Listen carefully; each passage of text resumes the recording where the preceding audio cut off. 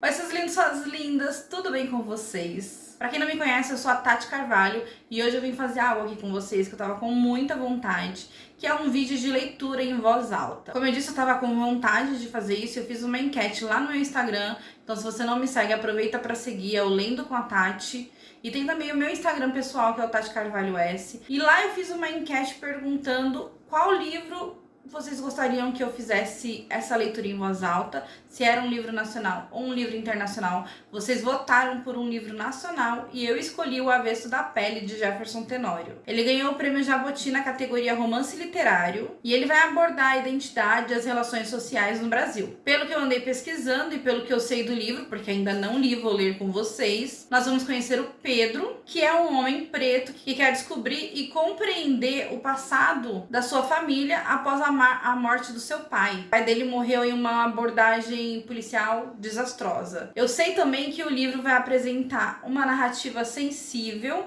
mas ao mesmo tempo brutal. Eu acho que isso é um consenso em todo mundo que eu já ouvi falando sobre esse livro, porque ele vai expor questões de racismo, questões do sistema educacional do país, além também de tratar da complexidade das relações familiares. Eu acho que todo mundo que tá aí inserido no mundo literário, que acompanha os booktubers, ou os bookstagrams, ou o booktalk de alguma forma, já ouviu falar de Jefferson Tenório, porque ele se consagrou e se consolidou como uma das vozes mais potentes e corajosas da literatura brasileira contemporânea com esse livro. Parece que a gente vai encontrar assim, personagens muito reais e fáceis de amar, mas com uma narrativa muito crua, muito marcante. Então é isso que eu sei sobre esse livro, estou muito ansiosa para ler. Eu já estava muito ansiosa para ler há muito tempo, desde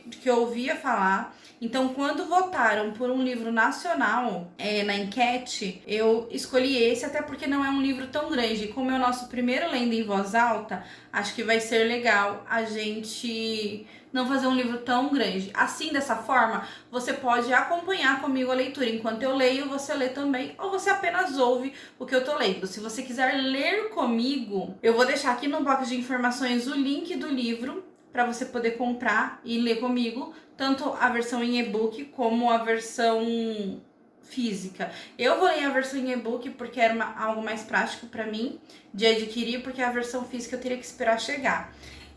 Mas assim, é bem capaz que ao final dessa leitura, se for tudo isso que eu tô esperando, eu queira adquirir o físico também. Esse livro, ele tem quatro partes. E nessas 4 partes tem aproximadamente aí 33 capítulos, pelo que eu tô vendo aqui no sumário. Então são bastante capítulos, apesar de serem apenas 192 páginas de livros. Então a gente vai se encontrar aí em bastante vídeos para fazer essa leitura em voz alta. Então acredito que a gente consiga fazer aí uns 2 capítulos por vídeo, talvez. Eu não sei, eu vou vendo aqui o tempo que for levando e aí a gente vai fazendo isso juntos. Vou criar uma playlist aqui no canal para vocês poderem sempre encontrar com facilidade, tá bom? E esse resuminho que eu fiz aqui, eu só vou fazer neste primeiro vídeo. Nos próximos vídeos a gente vai ser mais objetivo e direto para a leitura. Então vamos lá, pega o seu cafezinho para você acompanhar essa leitura aqui comigo. O Avesso da Pele, de Jefferson Tenório. Para João, meu filho. Quem está aí? A pele. 1. Às vezes você fazia um pensamento e morava nele. Afastava-se, construía uma casa assim, longínqua, dentro de si. Era esse o seu modo de lidar com as coisas. Hoje, prefiro pensar que você partiu para regressar a mim. Eu não queria apenas a sua ausência como legado. Eu queria um tipo de presença ainda que dolorida e triste. E apesar de tudo, nesta casa, neste apartamento, você será sempre um corpo que não vai parar de morrer. Será sempre o pai que se recusa a partir.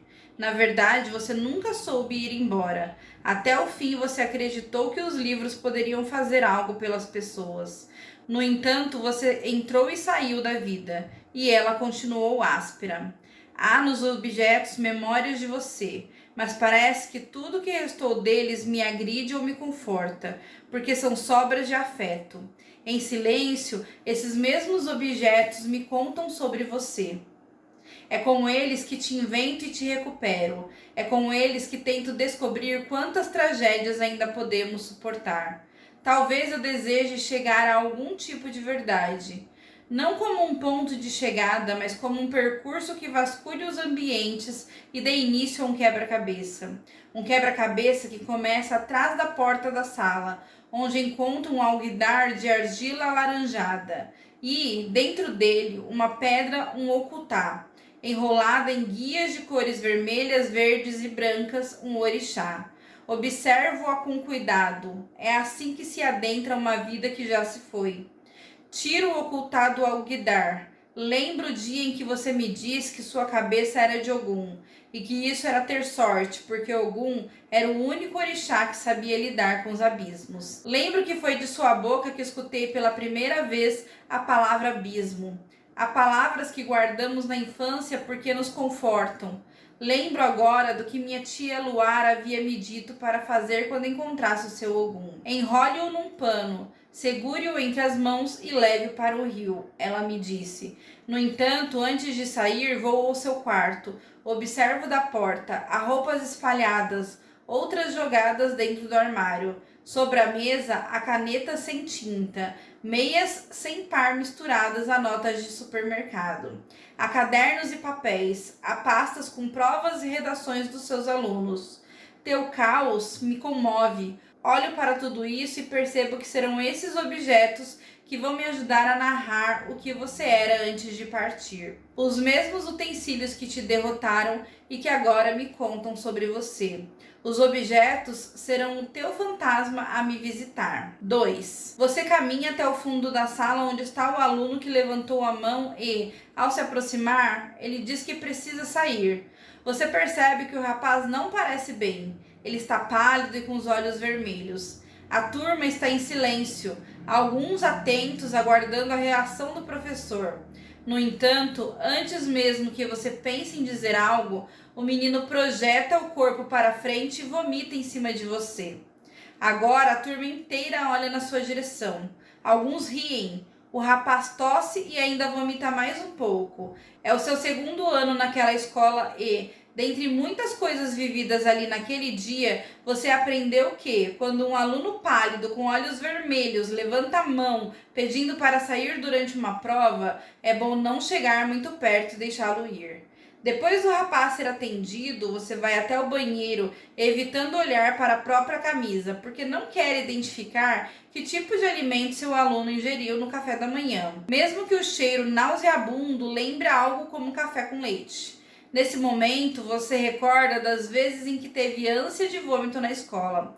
Foram muitas, aliás. O estômago sempre foi a parte mais sensível do seu corpo. Quando você tinha 12 anos, sentiu pela primeira vez aquilo que anos mais tarde você aprenderia a chamar de ansiedade.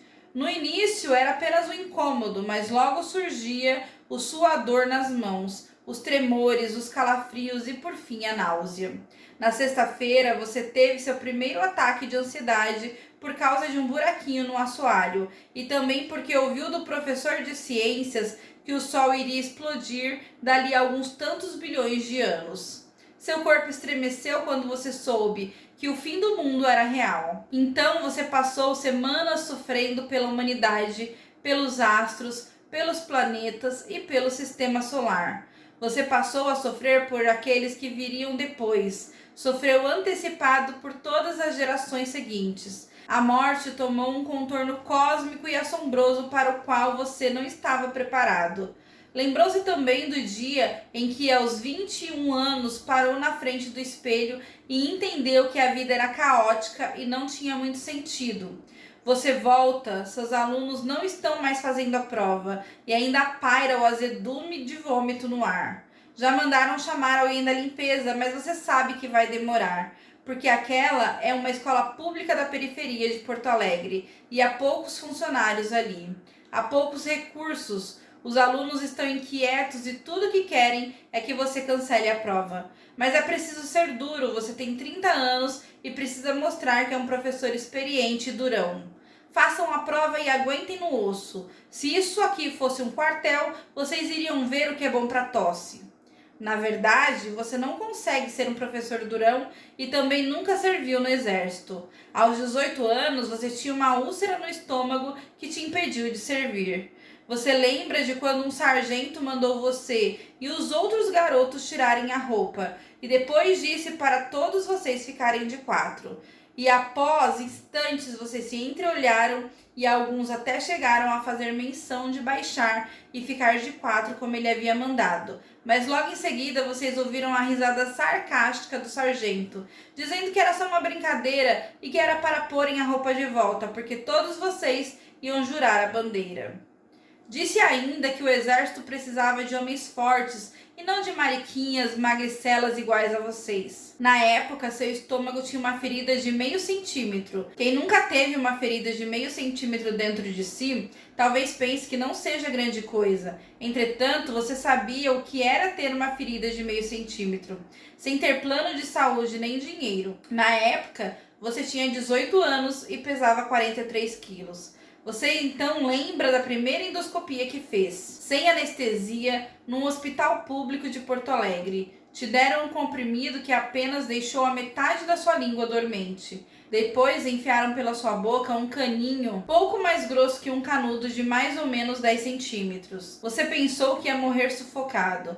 Enquanto seu esôfago era exibido na telinha de um aparelho, você lembrou as 12 horas de jejum que tivera de fazer até te botarem numa maca e te mandarem esperar por mais 2 horas no corredor. Você estava a ponto de desmaiar e não sabia se de fome ou de fraqueza, pois sua úlcera não te deixava comer, não te deixava beber e nem dormir. Na época, você tinha 18 anos e ainda era virgem. Durante a cerimônia, vocês levantaram o braço direito e precisavam mantê-lo erguido até que todo o hino nacional fosse cantado.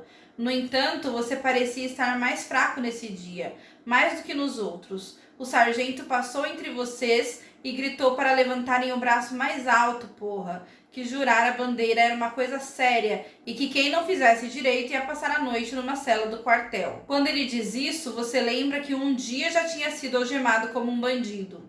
E isso aos 14 anos, quando você estava num ponto esperando o ônibus em Copacabana para ir encontrar seu padrasto. Foi então que um ônibus parou e dele desceram alguns moleques que apontaram para você dizendo: Foi ele, foi ele! Você não tinha a mínima ideia do que estava acontecendo e no impulso decidiu correr e ao olhar para trás viu um monte de gente correndo atrás de você. E por instinto de sobrevivência, você entrou numa galeria de lojas na rua Barata Ribeiro. Você entrou no primeiro lugar aberto que encontrou, uma igreja evangélica Assembleia de Deus. Aos 30 anos, você até pensou que deveria ter se tornado pastor para retribuir sua salvação. Você entrou e se escondeu atrás de um dos bancos. A igreja estava vazia, ficou ali quieto, esperando, escutando a própria respiração. Mas então ouviu gritos: Ele está aqui, ele está aqui! E de repente a igreja foi invadida por sabe-se lá quantos daqueles moleques sedentos por vingança. Um deles te achou e te apontou. Em instantes vieram todos para cima de você. Socos e chutes na cabeça, na barriga e no rosto, até você começar a sentir o gosto enjoativo do sangue. Você não ofereceu nenhuma resistência, apenas se colocou em posição fetal e tentou dizer: eu não fiz nada. Depois começou a perder os sentidos. Então, alguém sacou uma arma e apontou para sua cabeça. Você ainda pôde ouvir um deles gritando: Nós vamos te passar, neguinho, tu vai morrer agora, neguinho. No entanto, antes que te matassem, porque não era ali que você morreria, você foi milagrosamente salvo por um dos pastores da igreja. Ele interveio dizendo: Pelo amor de Deus, gente, em nome de Jesus, respeitem a casa do Senhor, vocês não vão matar ninguém aqui dentro. E por algum outro milagre, aqueles moleques todos pararam de te bater e se afastaram. A igreja foi esvaziada. Você não chorou porque não teve tempo para isso. Você apenas sentiu uma enorme dor na cabeça e percebia que um de seus dentes da frente estava mole. Sabia que poderia perdê-lo e por isso evitava passar a ponta da língua nele. Você foi levado algemado para uma delegacia. Foi a primeira vez que você sentiu o ferro frio de uma algema nos pulsos. Ao seu redor, pessoas te xingavam e te chamavam de ladrão. E ainda diziam que daquela você não escaparia. Somente na delegacia as coisas foram esclarecidas. Você havia sido confundido com um bandido. Acharam que você tinha roubado um boné de um daqueles moleques. E ser confundido com um bandido vai fazer parte da sua trajetória. E você vai custar a compreender por que essas coisas acontecem. Finalmente, o hino nacional terminou e seu braço pôde descansar. Você não via a hora de voltar para casa. Acontece que não tinha dinheiro para voltar para casa. Sabia apenas que teria de passar por baixo da catraca do ônibus. Mas não, você não ia fazer isso. Você estava com 18 anos, pesava 43 quilos, tinha uma úlcera no estômago, mas ainda tinha dignidade. Você vai entrar e sentar no fundo do ônibus. Quando chegar mais próximo da sua casa, você vai levantar e descer correndo sem pagar. O sinal da saída toca, os alunos levantam e te entregam a prova. Você não está bem. Após alguns períodos e um vômito na camisa, você só quer ir para casa, tomar um banho e descansar. Mas você não pode fazer isso, porque tem mais 10 períodos de 50 minutos pela frente. Você se transformou numa máquina de dar aulas, numa máquina de dar explicações, numa máquina de "ei, já pedi silêncio", numa máquina de "ei, preste atenção", uma máquina de "não pode ir ao banheiro agora", numa máquina de paciência para não espancar aqueles alunos que não querem saber nada de orações subordinadas. Você também não quer saber de orações subordinadas, mas a escola foi feita para isso, foi feita para aborrecer os alunos, e você sabe que é parte dessa chateação. A cada turma que você entra, a cada hora gasta da sua vida, você vai sentindo que está no lugar errado. Você precisa ser honesto consigo mesmo. Você não sabe como se tornou professor. A maioria das coisas importantes na sua vida parecem ter acontecido alheias à sua vontade. Você mal se lembra do vestibular que fez para o curso de letras, na única universidade que você conseguiria pagar. E você só frequentou uma faculdade porque trabalhou como office boy durante um ano no escritório de advocacia no bairro Moinhos de Vento, em Porto Alegre. Lembra o dia em que um dos sócios foi entrevistá-lo para a vaga? Você tinha 19 anos. Ele se chamava Bruno Fragoso, tinha 42 anos. Era um homem baixo, calvo, de rosto angulado e, embora não fosse fumante, tinha voz rouca de fumante. Ele te fez esperar por 40 minutos porque queria parecer ocupado e importante. No entanto, anos mais tarde, você descobriria que ele, na verdade, ficava na frente do computador jogando paciência ou vendo pornografia. Depois do tempo de espera, Bruno apareceu, apertou sua mão, sentou-se na sua frente e ficou te observando. Você tinha 19 anos, mas ainda não sabia muita coisa sobre autoestima, nem sobre se valorizar e essas coisas necessárias para manter a sanidade. Por isso, você não conseguiu olhar por muito tempo nos olhos dele. Bruno percebeu isso, você era tudo que ele precisava. Você era uma presa fácil. Assim, com total domínio da situação, Bruno disse com muita naturalidade que não gostava de negros. Você levantou os olhos. Bruno não se intimidou e repetiu a frase: "Não gosto de negros". Talvez ele esperasse alguma reação sua, mas nada aconteceu. Você permaneceu imóvel. Depois, Bruno se ajeitou melhor na cadeira e justificou: "Não gosto porque quando eu tinha um sítio em Garibaldi, um casal de negros que trabalhavam para mim como caseiros me roubou. Levaram tudo que eu tinha na minha casa. Desde então, não confio mais em negros". Até aquele momento, você nunca havia sofrido racismo, assim tão descaradamente. Não que você se lembre, mas você não se chocou, pois uma espécie de inércia tomou conta do seu corpo. Você não sabia reagir. Na época, você nem sabia muito bem o que significava ser negro. Não havia discutido nada sobre racismo, nada sobre negritude, nada sobre nada. Naquele momento, você era apenas um corpo negro, mas no fundo sabia que estava diante de um escroto. Mesmo assim, você não reagiu. Bruno seguiu com a entrevista, disse que ia te dar uma chance porque achava que podia te salvar das drogas, mesmo que você nunca tivesse experimentado drogas. Ele também queria te salvar das armas e da violência. Bruno ainda acreditava que se todo empresário fizesse sua parte, o Brasil já teria tomado jeito. Se alguém te perguntasse como você tinha sobrevivido até ali, com tantas chances que a vida tivera para te matar, provavelmente você pensaria que tudo não havia passado de um mero acaso. O mesmo acaso que um dia tinha levado sua mãe. Caixa de um supermercado em Bangu, no Rio de Janeiro, no ano de 1970, a se apaixonar por seu pai fiscal do mesmo supermercado. Sua mãe um dia te disse que se apaixonou por seu pai porque ele era parecido com um jogador rivelino. Aquele bigode preto, grosso e bem cuidado, aquele sorriso tímido e aqueles olhos de quem está sempre pedindo alguma coisa. Ele era um homem de poucas palavras e sua mãe gostava de homens de poucas palavras.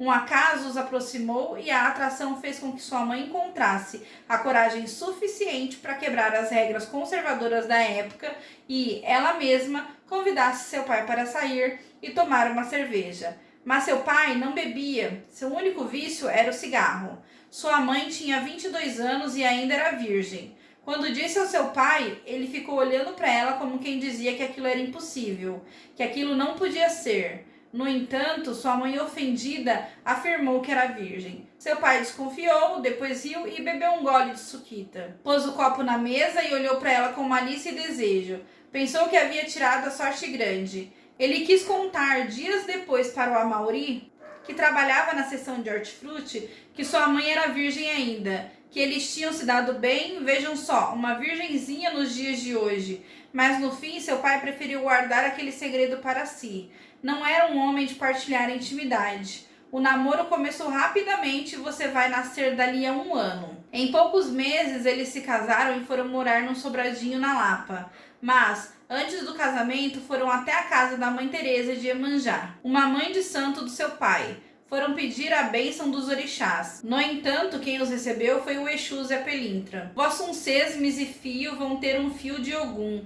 A guerra vai fazer parte da vida dele, Misifio. E ele riu e gargalhou. Na noite em que sua mãe se deitou com seu pai, na noite em que você foi gerado, os dois estavam em completa sintonia. Era como se todos os planetas estivessem alinhados para eles. Estavam apaixonados, sentiam que algo importante iria acontecer com a vida deles. Nada tinha o poder de detê-los. Bruno Fragoso dirigia o escritório com a irmã. Depois que você foi admitido, você percebeu que quem mandava mesmo no escritório era o Bruno. Isso vai fazer toda a diferença nos próximos meses em que você vai trabalhar ali.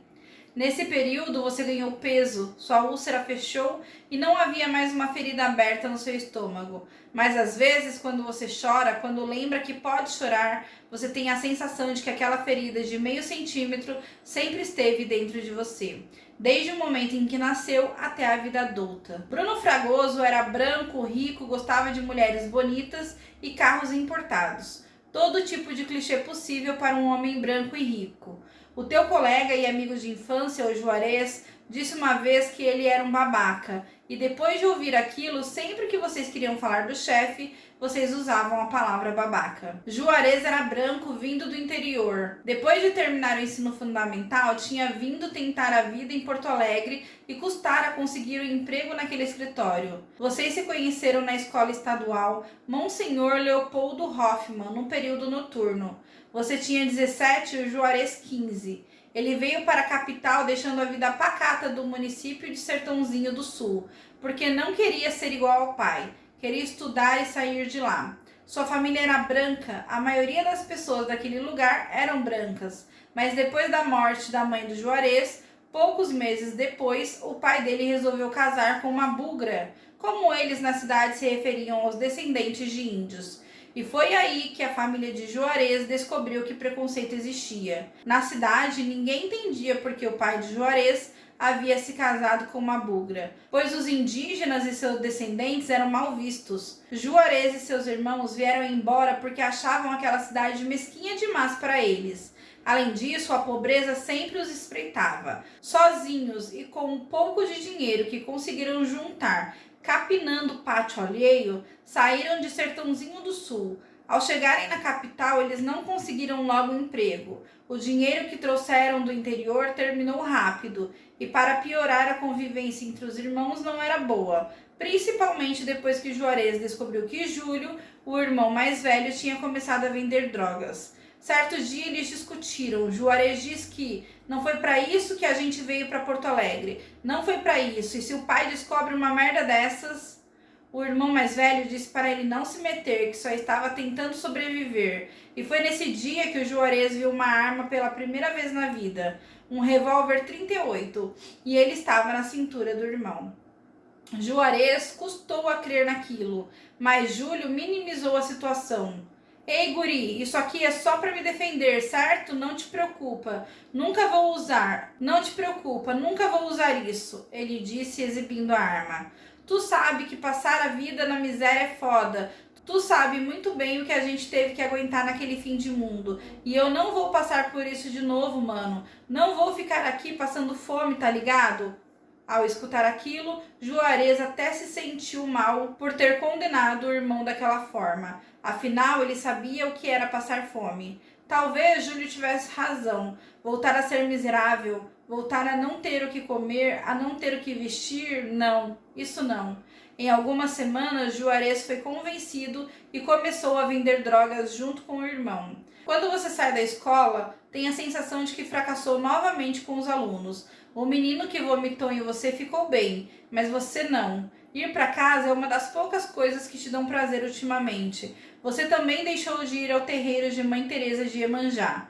Primeiro, a desculpa foi falta de tempo. Depois, você se acomodou. E a única coisa que você preservava de sua fé era o seu Ogum, simbolizado num okutá, que você punha atrás da porta.